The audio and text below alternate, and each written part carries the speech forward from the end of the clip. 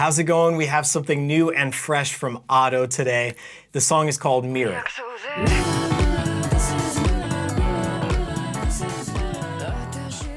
It's a great song. It's got a cool vibe.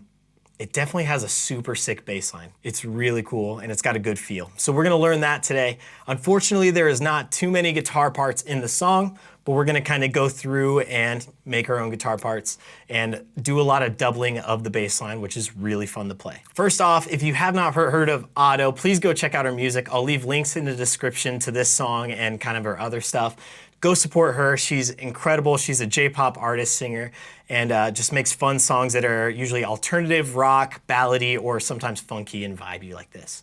So go check them out. It's super fun. With that out of the way, let's get to it. So the song is going to be in B minor.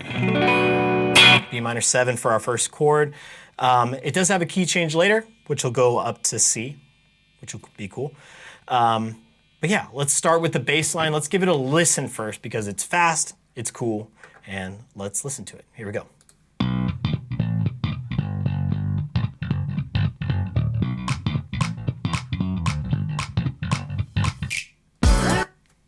Super cool at the beginning, gets you into the feel. Like I said, this is a bass part.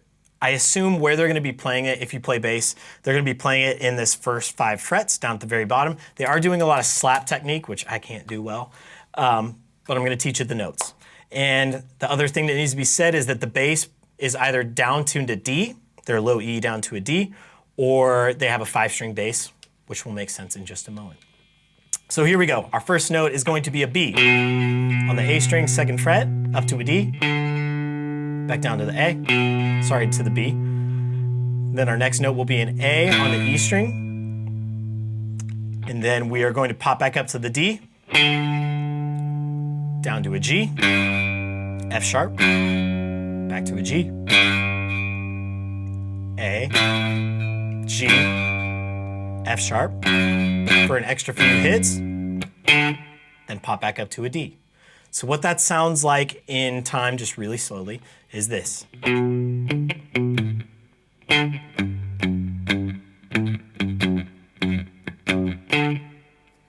It's really cool if you kind of keep that 16th chucking note happening, and they're kind of doing that with the slap on the bass as well. Gets you into the feel of the song. So a little slower.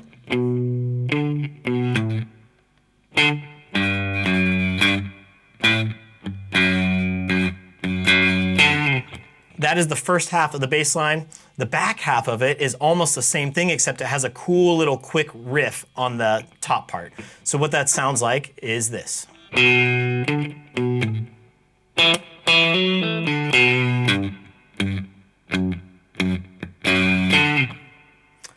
Which is really cool. So let's break that down. So we're gonna start again with the B to the D, back down to the B, A, E on the D string, that's gonna be the 2nd fret, up to an F sharp, to the E again, 5th fret, D, then a B, then that puts us right back into the G, to the A, G, F sharp.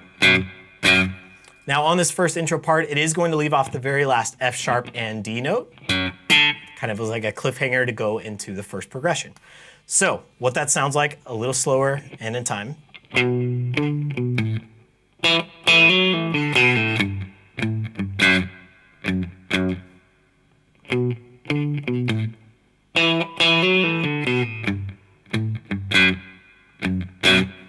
Super cool part, really fun. So let me try to put both of them together, see if I can't make a mistake. By the way, this won't be perfect. Most of the time it isn't. And also feel free to correct me if I heard or if I'm playing anything wrong. I would love to learn myself. So here we go.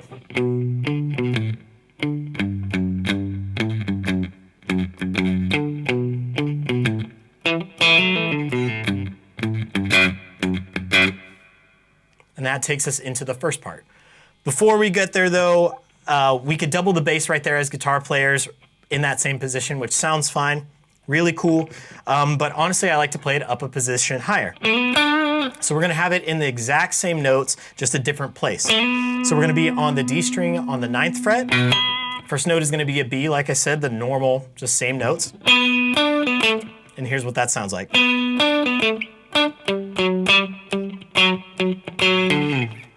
I think it just sounds a bit snappier, cuts through a little better, and just maybe a little more comfortable. So once again.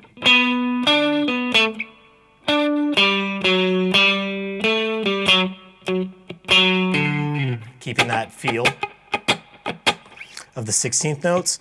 Now the back half is really cool, and that's why I like it up in this position. So experiment with different positions, by the way, when you're learning riffs, because in different spots they sound completely different as far as tone-wise, and you could kind of do different things like slides, pull-offs, bends to them, which sounds really cool. So there's a little tip. Here's what that second part sounds like.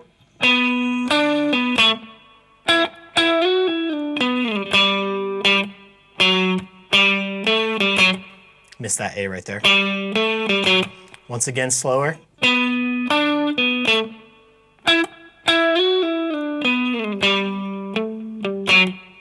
So it's pretty quick, especially when we get up to speed.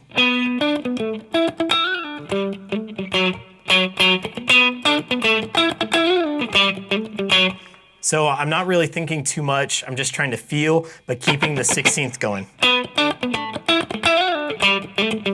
And it's okay if you play a few extra notes in the bass. Kind of adds, I guess it's called ghost notes. Drummers do the same thing on a snare drum. Bass does the same thing. So just kind of keep that going. And it's okay if you add some extra notes unless it's meant to be the exact same thing. So.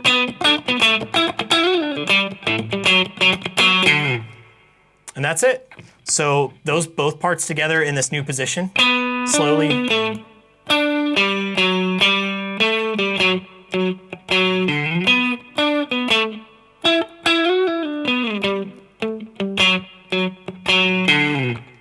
And once again, leave off the F sharp or the D if you're playing it at the very beginning.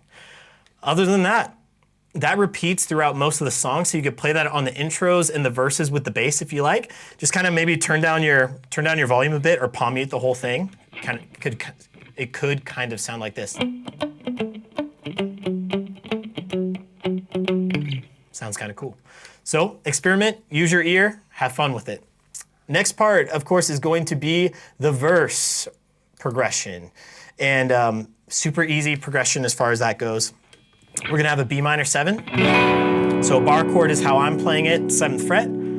It sounds like an A minor 7. So down 2 frets, 5th fret, same shape. Then we have a G major, G major. Then we're gonna have an F sharp major 7. You can play an F sharp if you want. The 7 adds a little spicy, like cowboy vibe to it, which is really cool. That just constantly repeats.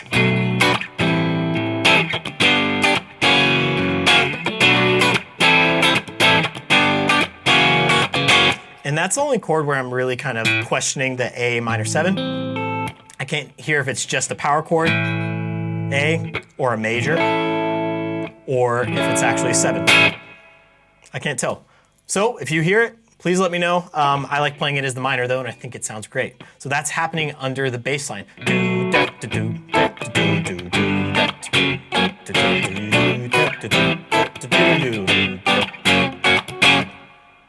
Pretty fun. And it's kind of got to just keep that vibe going, the funky vibe.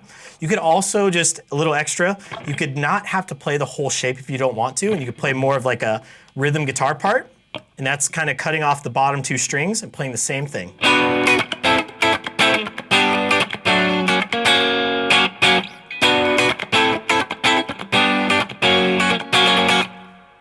It'll cut through the mix a bit better too instead of playing the full bar chords. But for this, it sounds great. All right, enough of that. Let's get on to the chorus progression, which sounds really cool. Let's find it.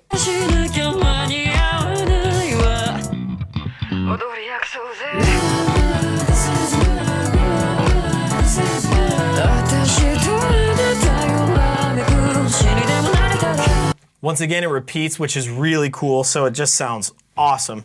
The chords, let me pull up my notes so I can make sure that it is correct. All right, the chorus, we're gonna start with the G, just a normal G. And I would definitely do the bar chord shape instead of a normal G. Reason being, we're gonna go down to an F sharp 7, major 7 next, and we just lift 1 finger. Kind of like the beginning chord progression. Then from there, we're gonna go to a B minor 7, to a D7, major, E minor. You could add the G on the top if you like, to an F sharp minor 7, to a B minor 7. And this is the really cool part. We walk down 3 frets, same shape. We run out of room right there, so we need to do an A minor 7. Normal A minor, kind of lift that middle finger, however you like to play it. Then up to a D7. And that's the whole progression that constantly repeats. So slowly in time, it sounds like this.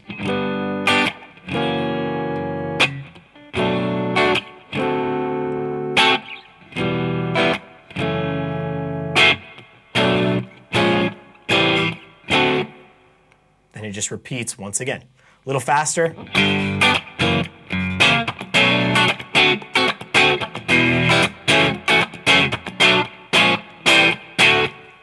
Super fun, normal auto J-pop progression. Really fun, super sick. You could do the same exact thing. You can kind of cut off the bottom notes. Do that better.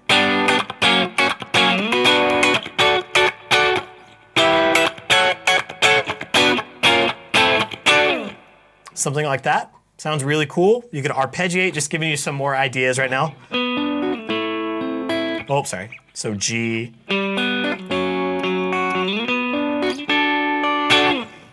Whatever you want to play, it's going to sound great over the bass line and the chords. So that's the chorus progression, and that's kind of the whole song. But the coolest part of the song is this really sick bass riff. It's kind of like a bass break at around 53 seconds, so let's take a quick listen to that.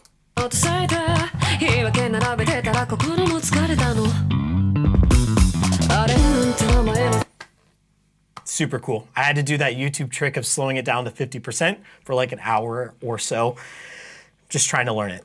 And I think I got close. Here's what I think that sounds like. It's gonna be a G. On the A string, it's gonna be the 10th fret. And then we're gonna do this big stretch to the 5th fret on the D string. And the reason we're doing that is because it sounds like they're sliding up an octave after that first note. So it's gonna be something like this. So up a whole octave to the higher G note. And that's gonna be on the 17th fret on the D string. So once again.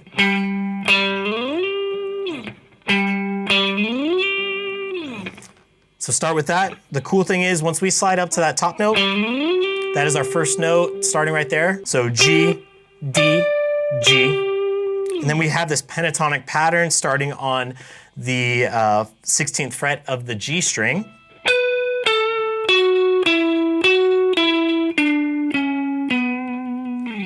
Cool little pattern. And try to make it swing or give it that triplet vibe.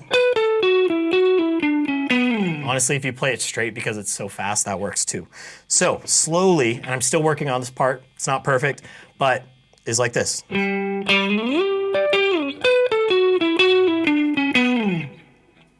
Just really cool. And once you add like a little gain onto it, it sounds really cool.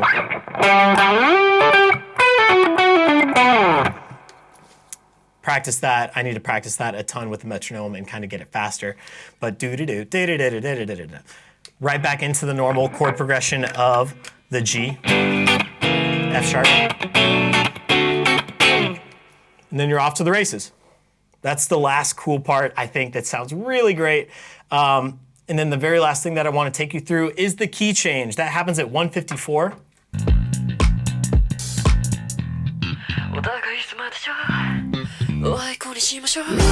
So some cool things happening with the vocals right there. It's like filtered down to sound kind of like, and then opens up. Really cool still. What we got going on is just kind of a hammer on from the A to the B on the E string. You could pick that if you want. Pick every other note. And then what's happening with the bass? Let me play it for you first. Pause. Sounds really interesting out of context. But we have a low E. We're gonna do an octave on the D string up to the E, 2nd fret. Hit that low E again to an F sharp, 2nd fret. Break, then we're gonna go to a C on the A string, 3rd fret. Octave on the G string. C, slide up to the D. And that's it.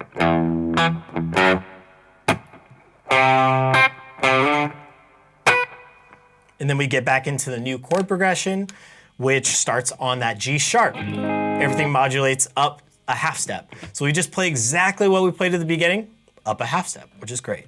Yeah, so let me play that just a little quicker, back to back.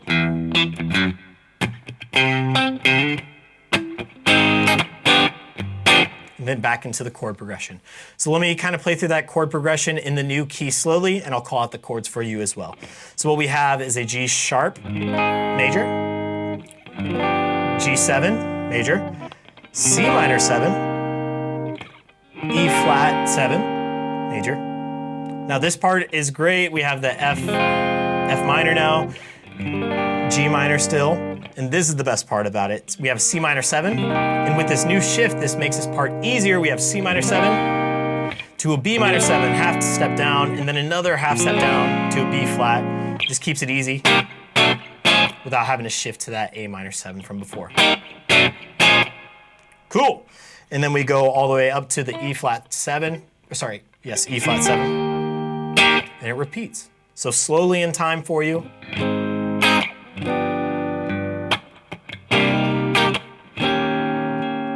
F minor.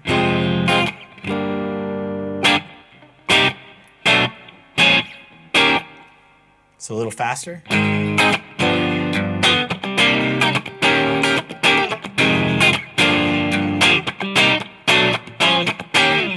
And you see me a lot of times changing from like F minor to F minor 7s all the time. Play what you want. Both sound great. The times when you really need to play maybe an F7 is on those turnarounds like, or at the beginning of the chorus like this. A G7 sounds really good and adds a lot of color compared to a normal G major.